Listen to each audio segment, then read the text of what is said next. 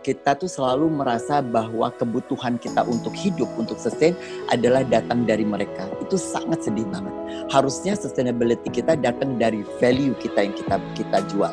Bukan karena kita menjual halaman-halaman kita. Bukan karena kita memberi diskon. Bukan hanya karena dia adalah internasional dan ini lokal. Dia kondang apa tidak kondang. Itu yang sangat-sangat menyedihkan. Dan saya sendiri juga nggak bisa membebaskan itu dari diri saya sendiri. Nah, tapi tidak dipungkiri dan saya juga tidak mengakui gitu. Jadi kita harus akui juga keberadaan para influencer-influencer muda dengan mereka membuat konten yang mungkin atraktif, OOTD atau syuting ini, syuting itu, talk show ini, talk show itu, tidak menutup kemungkinan mereka juga membawa calon pembeli, calon customer yang loyal untuk para pemilik brand.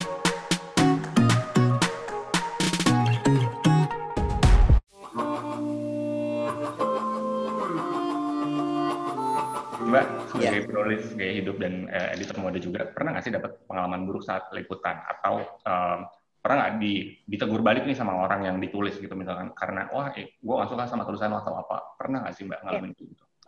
Jadi kebetulan memang kan seperti Mas Em jelasin tadi, saya before this bekerja di sebuah majalah yang tone-nya baik gitu ya. Jadi memang tidak terlalu keras kalau di dalam tulisan gitu. Tapi kalau pengalaman buruk itu tentu ada gitu. Jadi ada salah satu desainer ternama yang berhubungan baik juga ke kita semua gitu ya. Kita juga kenal.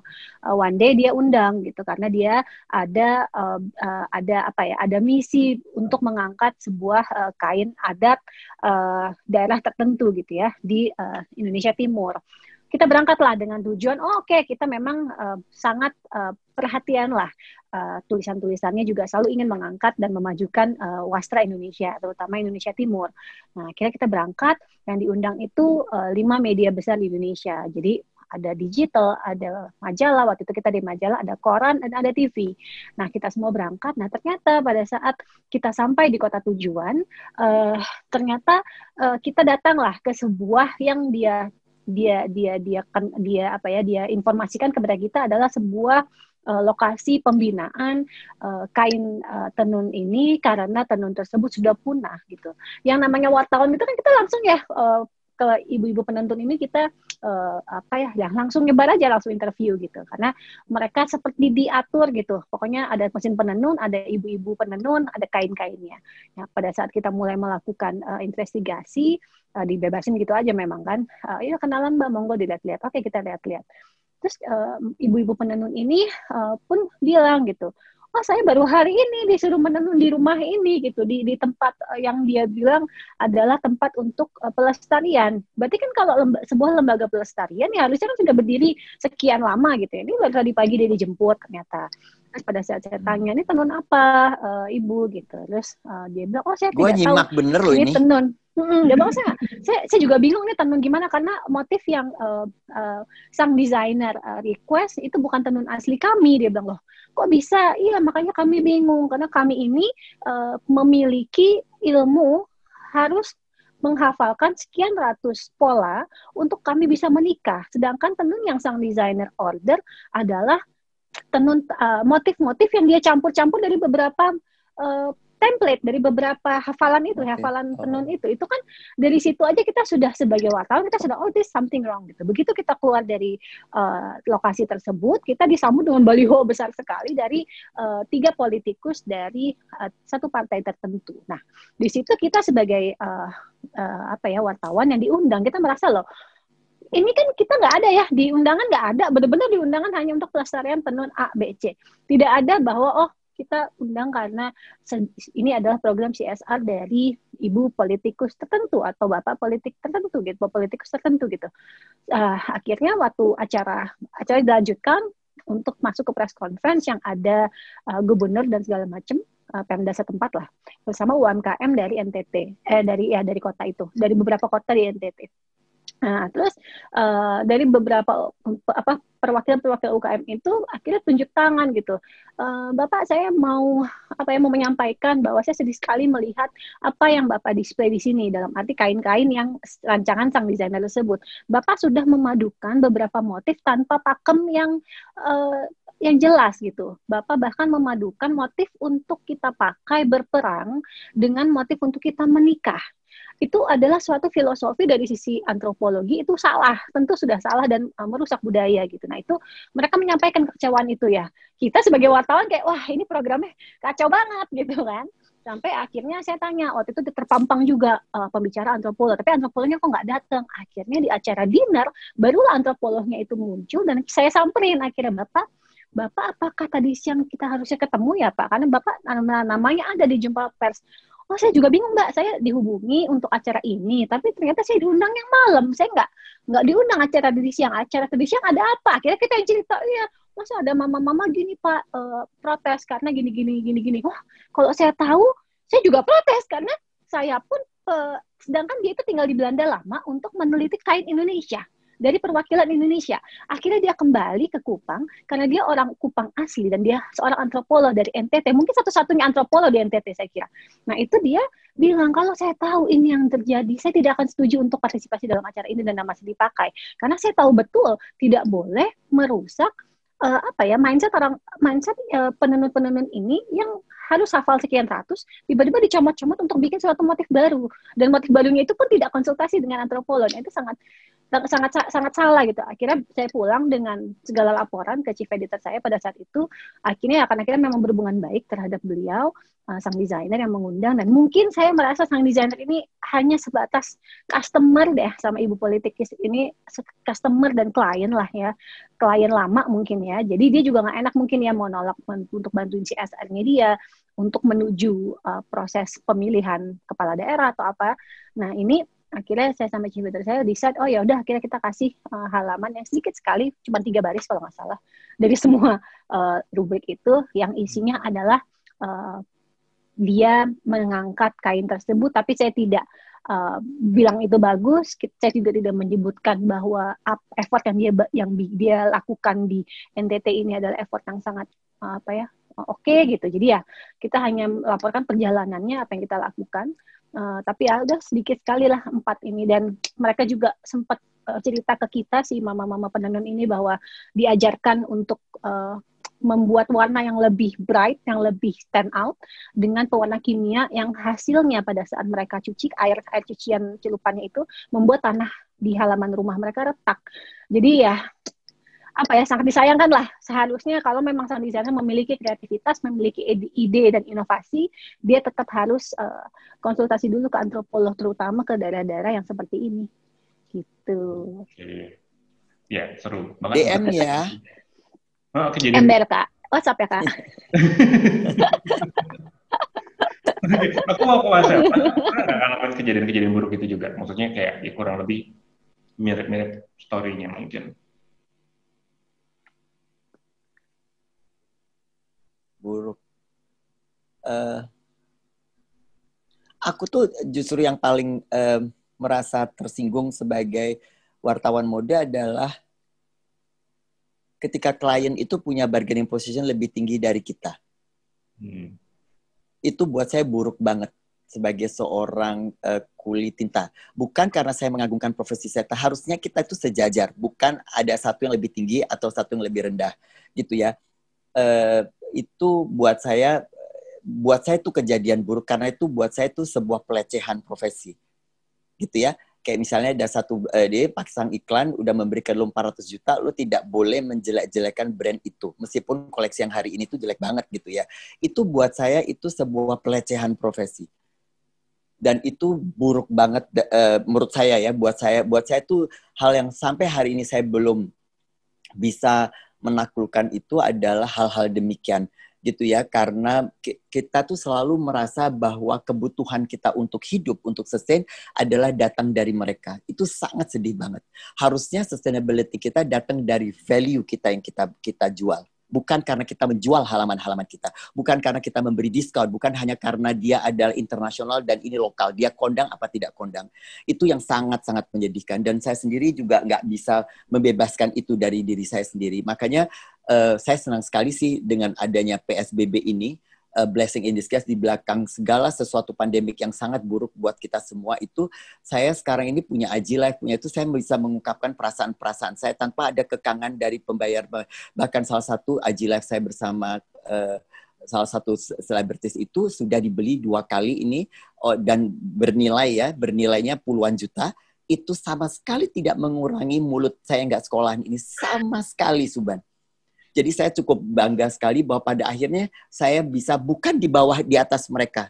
Saya sama sekali ketika itu diberikan kebebasan kepada saya, itu bukan karena saya di atas mereka, tetapi saya ingin supaya mereka menghargai value IG Live saya, value brand positioning saya gitu. Dan ketika kita sejajar, kita bergerak bersama-sama.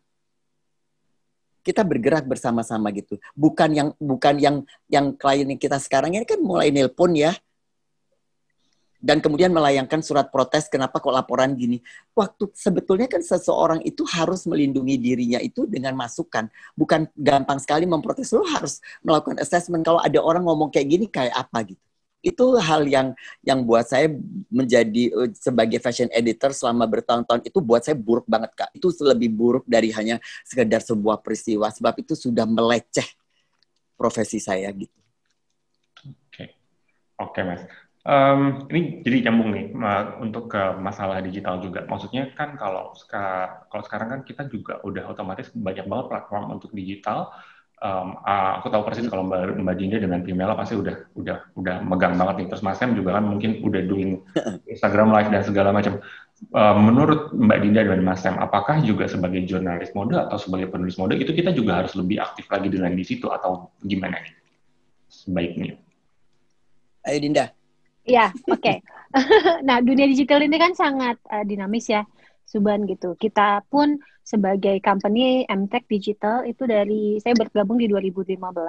Waktu itu memang pada saat saya di-recruit untuk bergabung adalah karena waktu itu hanya memiliki 3 portal, yaitu portal celebrity dan portal news portal. Yang satu lagi adalah platform penyiaran video.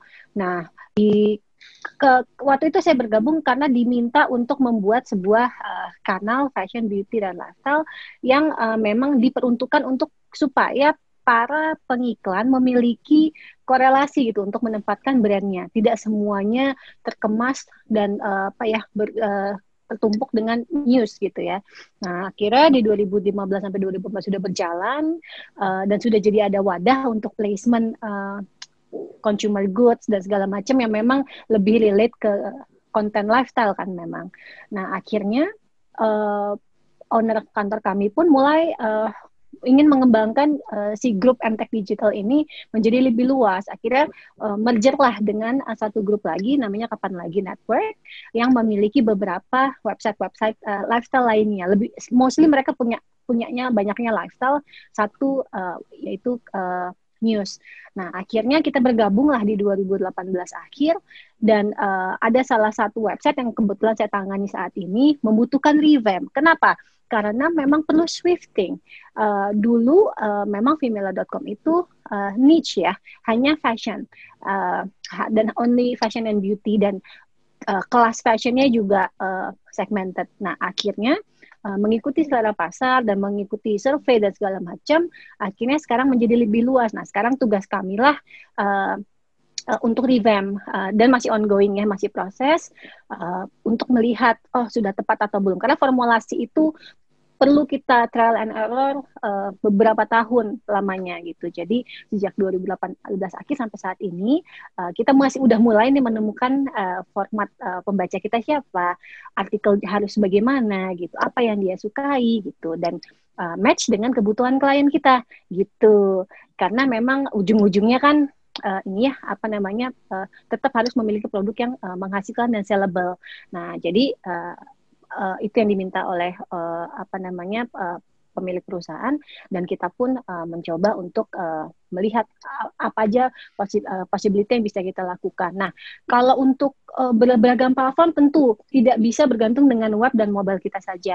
Jadi kita sekarang juga mulai menggunakan Instagram, menggunakan TikTok, menggunakan podcast. Jadi semua itu kita akomodir dan kita coba formatnya seperti apa yang tersampaikan lah konten kita dan disukai oleh viewers gitu. Karena jadinya pada saat kita laporan ke klien, kita memiliki kolom-kolom viewers yang lebih banyak dibanding hanya laporan dari viewers yang login ke website dan mobile web gitu. Jadi digabung juga nih, viewers kita di Instagram sekian, viewers kita di Facebook sekian, viewers kita di podcast sekian, dan Instagram sekian. Itu bisa menjadi laporan sehingga rincian menunya juga macam-macam nih pada saat kita jualan ke klien gitu. Kita punya duit cuma segini. Ya udah berarti placementnya di feed kita sekian dengan formatnya begini. Kalau memang bisa lebih budgetnya naik, dapat artikel sekian gitu. Jadi lebih lebih dinamis lah dibanding dulu sebenarnya dengan platform-platform ini gitu. Tapi gini juga ya, kalau dilihat kalau untuk digital sendiri sebenarnya coba-cobanya itu lumayan panjang ya Mbak, prosesnya dalam artian akhirnya menemukan formula yang tepat nih pasnya kayak gini. Ternyata itu nggak selesai dalam 1 tahun atau dalam 3 bulan ya sebenarnya. Betul, karena si feature-featurenya mereka pun nambahnya cepet kan. Jadi itu sangat, dan kita kalau kita kelelahan sedikit atau kita keteteran sedikit, ketinggalannya cepet banget gitu. Jadi emang harus kejar, dan menurut saya fase kejar-kejarnya jauh lebih berat dibanding pada saat dulu di mingguan atau di harian bahkan. Karena ini kan 24 jam ya terbitnya gitu. Kalau dulu di harian kita masih adalah setelah selesai naik gitu, ya udah istirahat sebentar sekian jam sampai besok pagi ketemu lagi. Atau di mingguan juga seperti itu. Nah ini nggak ada istirahat. Benar banget. Nggak ada istirahat. Mas Sam gimana nih Mas Sam? Kalau aku senang sih ada ini, dan aku nggak mau balik lagi ke print. Aku mengalami banyak kesenangan, makanya aku tuh kadang-kadang banyak sekali yang positif side dari pandemi ini ya. Pertama menderita banget, tapi lama-lama endang bambang nih. Karena dengan kayak gini sama seperti Anda bisa memonetize, bisa mengukur dan segala bisa dihitung lah ya, katakan itu. Tapi menyenangkan karena kita bisa lebih dinamis, kita bisa mengenalkan produk kita tuh ke seluruh dunia. Bayangin, gue pernah nggak sih di dalam hidup gue itu follower gue itu datang dari tadi tuh baru aja approve following dari Yunani atau apa gitu ya. Maksud saya itu kalau dulu waktu di print kan memang kalau kita buat analisa kualitas adalah yang kayak seperti itu. Tapi kalau sekarang ini langsung ke saya kan, jadi saya bisa kenal tentang siapa follower saya. Jadi I think digital ini gue seneng banget sih Suban, dan gue nggak pengen balik lagi ke dunia yang dulu. Gue nggak pengen lagi buat below the line. Nggak pengen banget deh. Sekarang ini sangat menyenangkan. Lo bisa berinteraksi Kak dengan follower gue yang setiap hari Minggu, dan setiap hari itu gue punya 40-70 yang baru, dan mereka itu orang-orang yang ya ada juga yang mulutnya nggak sekolah, tapi ya aku bisa mendapatkan, gue buat data, kalau riset gampang banget. Aku cuma ngomong gini, Nek, kalau Ika mau buat podcast, kira-kira lu mau dengar? Mau itu brot gitu. Bisa pakai itu juga kan, kalau polling ya. Dinda itu belum, nggak usah pakai pencetatan polling, nggak usah, cuma ngomong gini, halo teman-teman, sebelum kita mengakhiri, gue tuh lagi mikir kalau gue buat podcast untuk membicarakan ini bilang, cepet, udah cukup, habis itu gue buat.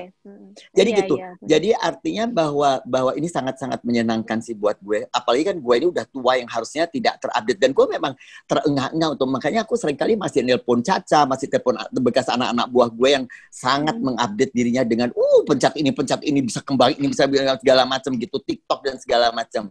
Itu menarik sih, meskipun gue terengah-engah, tapi itu menarik. Betul. Sih. Iya. Dan kita harus keep up untuk survive di dunia gaya hidup yang dinamis ini. Kita harus keep up sih. Nggak ada cara lain sih. Ya minum vitamin aja Kak. Banyak-banyak. Biar tetap fit. Betul. Oke. Tapi sebenarnya saking keep up-nya itu sebenarnya kita jadi kayak keburu-buru banget nggak sih? Misalkan harus nulis, harus jadinya tuh kayak misalkan mungkin risetnya mungkin nggak sedalam dulu, nggak kurang, dan ada nggak sih sebenarnya kayak semacam tipsnya kayak untuk mereka yang mulai baru menulis, gimana caranya supaya karya-karyanya itu bisa jadi lebih menarik dan bisa jadi inspirasi juga, sekaligus jadi masukan juga yang menarik untuk para desainer, misalkan kalau dalam konteks fashion ya. Oke, jadi pernah sih aku, jadi waktu itu aku mesti meliput gitu ya ke sebuah event yang udahlah pakai trip gitu ya. Maksudnya kita keluar dari Jakarta. Jadi sebelum itu kita untungnya karena media partner, jadi bisalah tahu apa aja yang akan terjadi di show itu gitu. Jadi kita udah siapin draft tulisannya. On the spot kita hanya tinggal tambahin Suban apa yang kita lihat dengan mata kepala, dan tambahin itu loh mimik-mimik ini yang kita lihat gitu loh. Nah, tapi sebelumnya sudah ada draftnya supaya setelah show selesai dalam waktu 5-10 menit langsung naik beritanya gitu. Dan nyebelinnya adalah memang diukur kecepatan siapa terbit duluan. Itu yang kadang-kadang ini. Nah, tapi plusnya adalah kita bisa anytime revisi. Buka CMS and then kita edit itu bisa anytime. Jadi ya yang penting publish duluan, nanti abis itu kita edit pas tenang-tenang atau mungkin mau tulis inilah tadi ada cerita ini gitu. Nah itu kita tinggal tambahin gitu. Tapi kadang-kadang juga jadinya untuk bikin hal kayak gitu juga butuh teamwork yang lumayan kuat ya. Maksudnya dalam artian jadinya nggak cuma satu orang, jadi ada beberapa orang yang emang bisa secara simultan untuk bantu kita juga ya. Betul, dan harus dibagi untuk piket. Jadi timku pun akan terbagi di piket Sabtu Minggu tanggal merah Lebaran. Jadi mau lo abis sholat Id ya, abis itu lo buka CMS, itu gambreng Kak.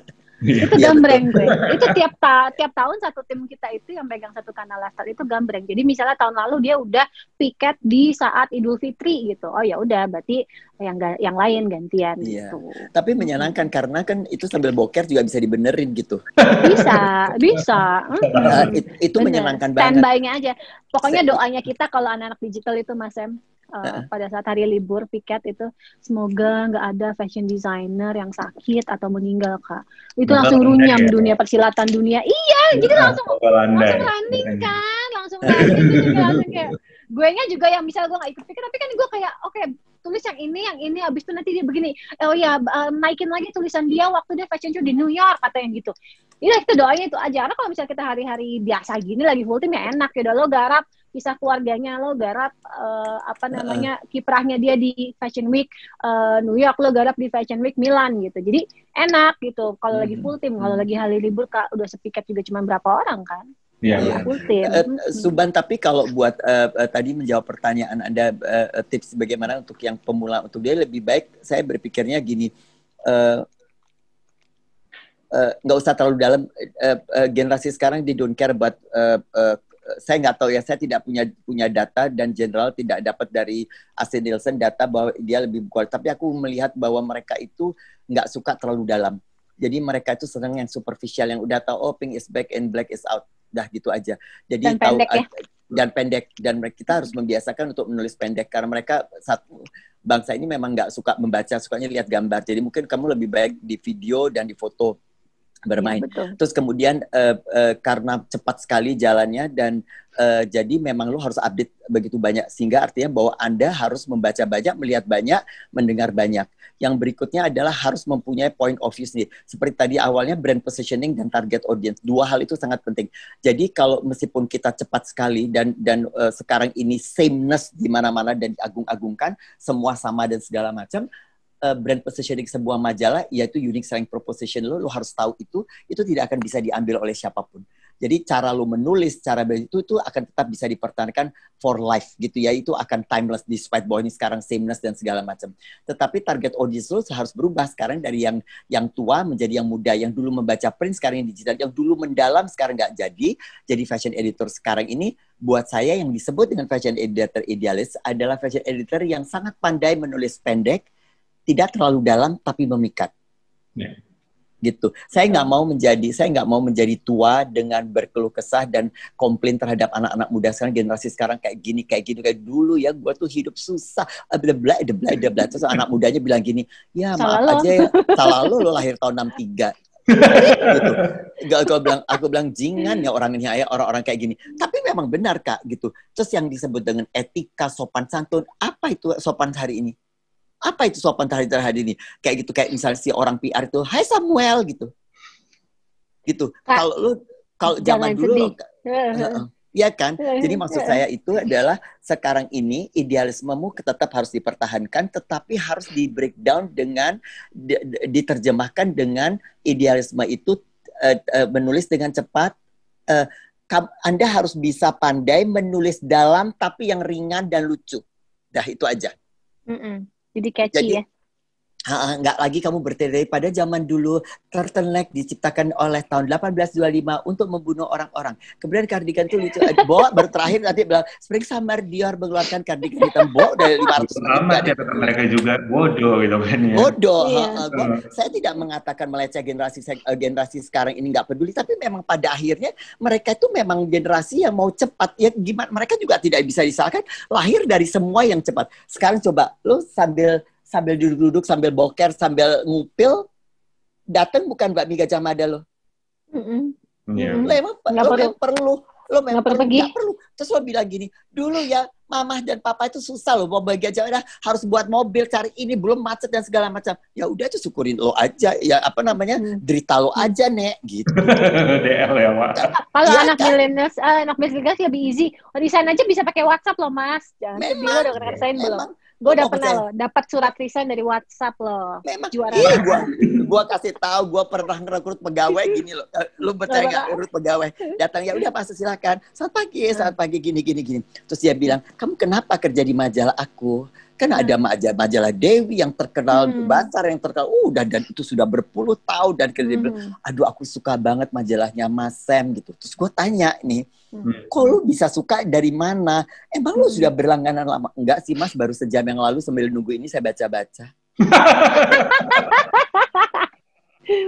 Gila ya. Itu ya, lu ngomong gitu sama Tante Pia zaman dulu sama Mbak Retno, gigi lu masuk 36, keluar tinggal 1 Kak. Iya, udah sampai baca gitu kayak, anak magangnya nggak balik lagi, katanya. Gue kasih tahu. Gue sampai shock. Jadi gue menatap handphone tuh lama, gue nggak tahu harus gimana kan Kak. Tapi pakai WhatsApp, bro nggak datang lagi katanya. Ya udah sih. Ya itu ada yang kejadian, ada satu anak muda gitu udah bagus sih, memang pinter sih wawancaranya bagus. Datang dengan Mercy dan segala macam, barusan dari London gitu segala macam. Oke, aku terima bisa. Nggak kerja, hilang aja gitu Kak. Oh, hilang aja gitu ya, nggak bilang nggak jadi, nggak bilang apa gitu. Jadi lama-lama ya aku ini tua-tua kayak gini jadi makin lebih bertoleransi loh. Gue jauh lebih bisa memaafkan, gue bisa lebih rileks ya. Ya udah, gue harus menerima keadaan bahwa mereka, aku nggak mau sebagai orang tua yang selalu mengagungkan masa laluku dan kemudian mencela-cela generasi sekarang. Enggak, gue sekarang mau berdansa dengan mereka seperti tadi malam gue datang ke ulang tahun ya. Lihat chef baru umur 22 tahun dengan pacaran pegang dalam hati gue, ya oke, ya sudah, gue pegangin laki orang, gue pegangin teman-teman gue aja. Gemes ya? Tapi memang luar biasa gitu, aku seneng banget.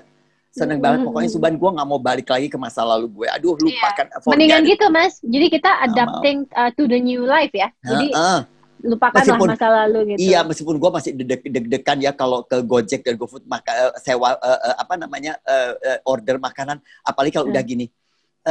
Driver diganti ya Mas, soalnya gini anjrit gitu sih. Itu deg-degan sebagai orang tua kan selalu harus tepat gini.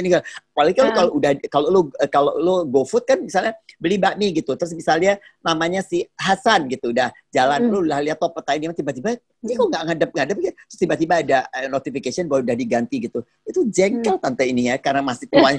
Tapi sekarang gua nggak mau, ya sekarang tuh ya gitu udah. Ya datang dia tuh mie ayam, nggak datang ya udah deh gitu kali ya.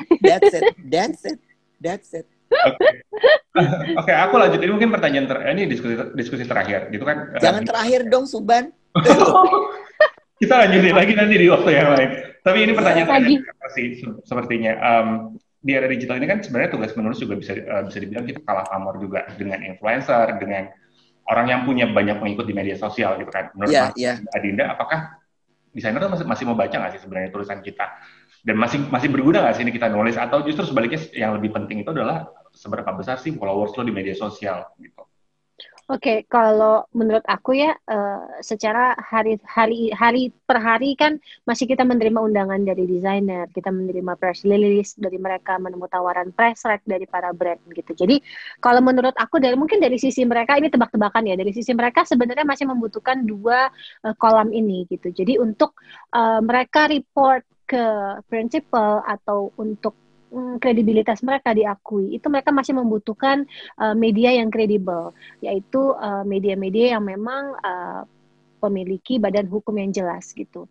Nah, tapi tidak dipungkiri dan saya juga tidak mengakui gitu. Jadi kita harus akui juga keberadaan para influencer-influencer muda dengan mereka membuat konten yang mungkin atraktif, OOTD atau syuting ini, syuting itu, talk show ini, talk show itu, tidak menutup kemungkinan mereka juga membawa calon pembeli, calon customer yang loyal untuk para pemilik brand gitu. Jadi menurut saya dua media ini memiliki tugas yang berbeda.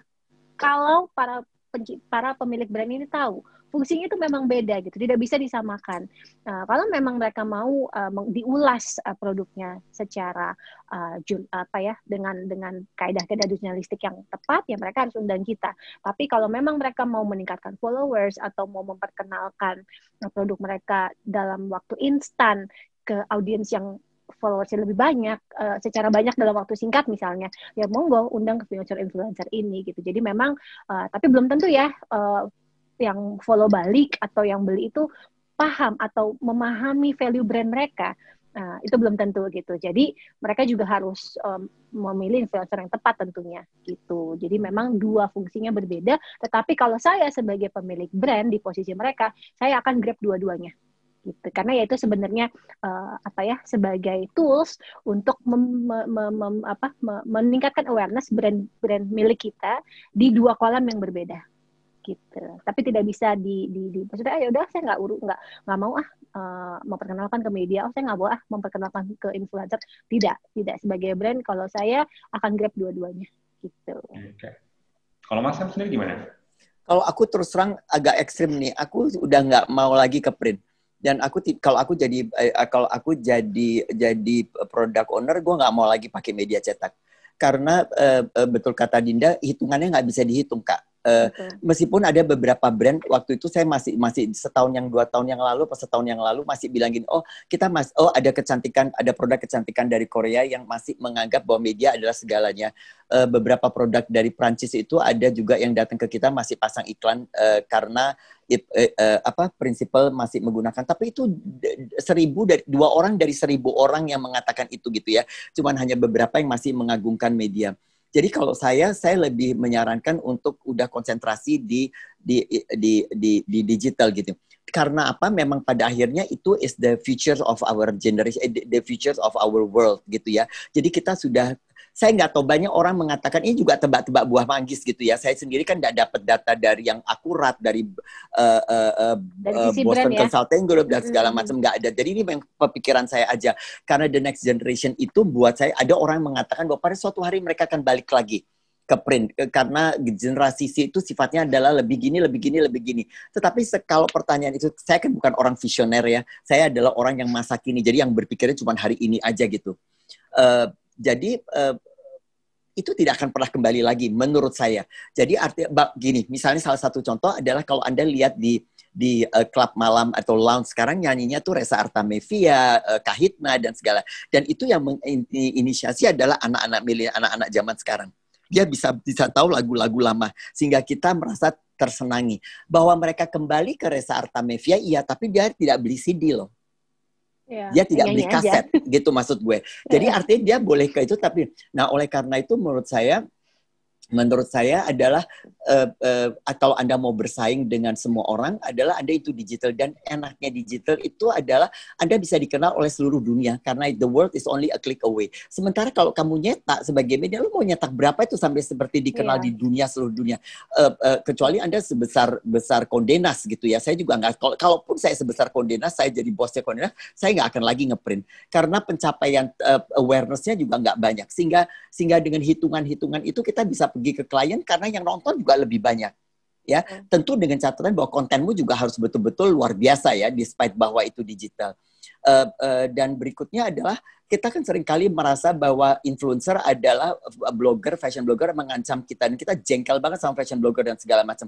Lo itu jangan cuma jengkel, Nek. Gitu. Seperti kata aku, Kalau kamu jengkel, apakah itu menyelesaikan masalah? Enggak, karena memang pada akhirnya generasi masa yang akan datang, masa depan itu gaya hidup yang sekarang adalah seperti itu. Jadi sangat dimasuk akalin adalah kalau produk-produk itu menjual influencer lebih senang ke influencer daripada ke kita. Selain seperti kata Dinda, influencer itu punya 100.000 dan segala macam dan membeli barang mereka gitu. Sementara penulisan wartawan kita di majalah beberapa tahun itu tidak bisa diukur. Apa ukurannya bahwa tulisan lo itu bisa membuat orang beli tasnya Dior atau tasnya Chanel? Nggak ada, Kak. Sementara di sini udah kelihatan. Jadi kalau kamu merasa bahwa prioritasnya ke influencer, lo harus mengerti itu. Itu yang pertanyaan. Kedua, kalau lo nggak mau digituin, lo harus jadi seperti mereka. Artinya bahwa terus kemudian bilang, aku nggak mau, aku punya kepribadian. Ya itu urusan lo. Tetapi sekarang fakta berbicara, sameness itu ada di mana-mana. Fakta berbicara bahwa kopi sekarang lagi ada di mana-mana. Fakta berbicara bahwa Cafe Kitsune itu lagi dikejar semua orang. Kamu merasa bahwa mereka kampungan yang ke Cafe Kitsune, itu urusan lo, Nek. Gitu ya. Jadi kita itu jangan sakit hati dengan influencer. Itu makanya saya ingat sekali di Clara Reza Busami memutuskan untuk memeluk mereka instead of lo teriak-teriak sama mereka. Sehingga pada suatu hari kita pergi ke Fairmont, kita makan di Chinese restaurant itu dan mengundang 10 atau 11 orang itu dan kita cerita, let's hand in hand untuk building ini. Sehingga if you need something, you call me. If I need something, I call you. Kolaborasi. Berkolaborasi daripada lu. Dan yang berikutnya adalah selain kolaborasi itu, kamu sendiri sekarang mau apa? Kalau kamu mau bersaing dengan influencer, sekarang gini, Dewi punya saingan kan, dan lo bersaing. Oleh karena kamu bersaing, karena waktu kamu di print, kamu bersaing sama print. Right? Sekarang kamu medianya adalah bersaing sama digital. Then you have to act like digital one. Kalau kamu merasa itu adalah persaingmu. Betul. Jadi lo harus ke digital daripada lo nganjing-nganjingin influencer, Kak. Nggak ada guna juga. Dan kalau kamu merasa seperti kemarin cerita bahwa influencer dikasih first class, kita dikasih ekonomi, emang udah sewajarnya demikian. Karena influencer ini mungkin juga memberikan pemasukan ke mereka yang tidak tinggi seperti Dinda bilang tadi. Sementara kita nggak bisa diukur tentang itu gitu ya. Betul. Nah, bahwa Anda merasa dianatirikan, menurut saya ya itu kenyataan yang sekarang mungkin ya kalau kita mau bicara.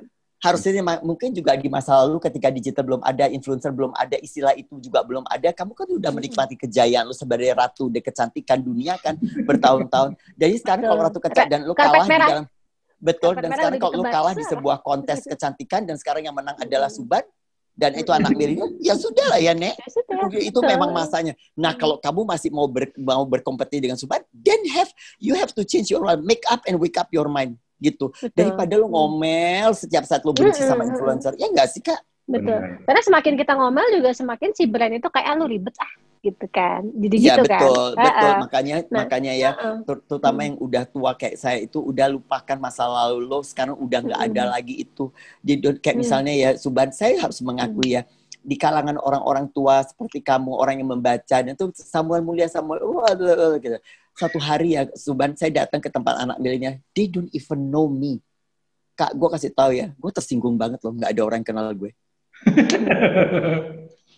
Ya, sesuai dengan visi ya Mas tadi, dengan visi untuk mau terkenal ternyata nggak ada yang kenal gitu ya. Beran, makanya daripada lu tersinggung karena anak-anak itu nggak terkenal, kamu harus memperkenalkan ke diri lu kepada mereka. Makanya Tante ini buat Aji Live, dengan platform yang sama, ya buat platform yang sama.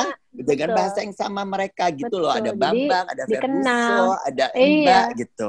Bang Jago nah, ini juga Suban yang akhirnya membuat MTech Digital itu mendirikan Sosio gitu. Sosio itu adalah kayak agensi influencer gitu. Jadi kita mulai membuat manajemen influencer juga in-house gitu. Jadi ya itu biar kita juga pengen tahu kan sebenarnya gimana sih cara kerja mereka gitu. Akhirnya kita membuatlah manajemen ini under Sosio gitu. Iya, kayak misalnya nonton fashion sekarang kan kalau buat yang anak-anak influencer jam 7 nonton fashion 7:05 aja dia udah wah bahkan sebelumnya itu udah foto di video apa segala pre-event, post-event mereka sudah punya. Kalian kalau print hari ini nonton kan nge-print baru 2 bulan bukan lo kalau kerja di Dewi. Lo baru terbit di Desember. Bahwa keburu rok mininya udah panjang lagi.